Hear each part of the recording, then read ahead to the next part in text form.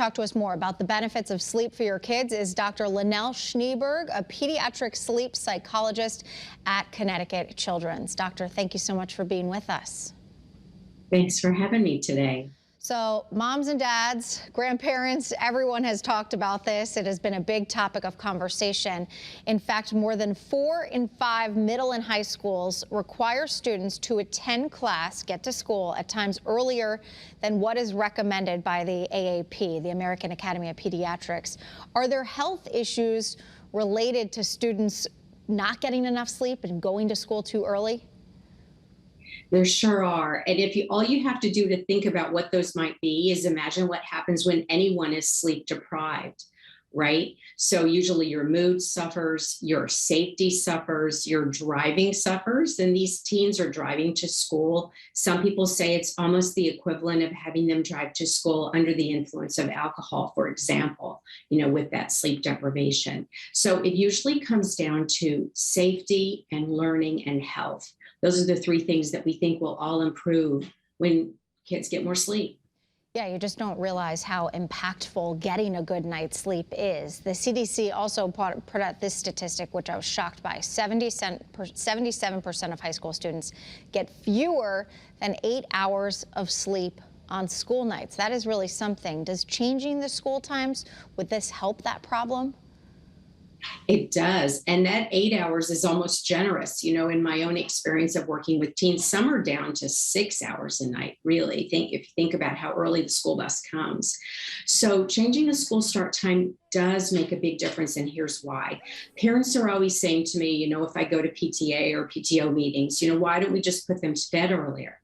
But the issue is that when you hit puberty, the melatonin in your body begins to be released later.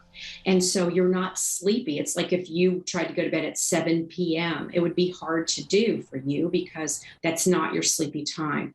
So once they hit puberty and they want to go to bed biologically, prefer to go to bed later, then if you start school later, they're still getting that last bit of sleep that they're missing when they have that early school bus with that early start time. So it makes a big difference. The studies show that they still get their homework done. They go to bed when they normally would, but they get that extra hour or so in the morning, and that really pays off. So it seems like there's a lot of positives here, but critics are quick to point out about pushing back sports games and pushing back when students are starting their homework.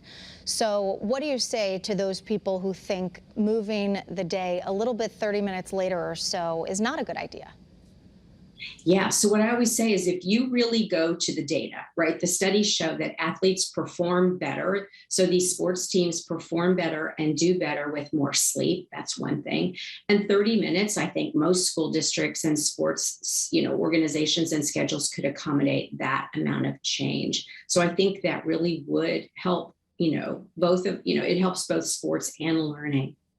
Do you also think it helps prepare them for the workforce and get ready for the various hours that they may have to deal with or become accustomed to in whatever profession they decide to go into?